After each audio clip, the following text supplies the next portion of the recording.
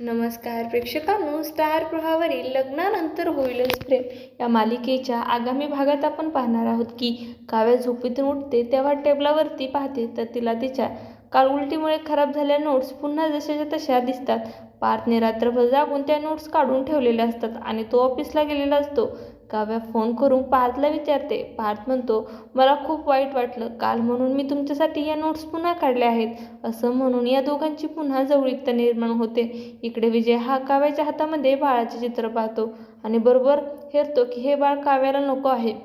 असं का, असं तो तिला विचारतो. नंदिनी बाळासाठी मंदिरात जाणार असते. तिला जीवा सोडत असतो तेव्हा नंदिनी जीवाला म्हणते, बाळाचे बाबा खूपच हँडसम दिसत आहेत. तर जीवा ऑलरेडी हा निगेटिव्ह झालेला असतो.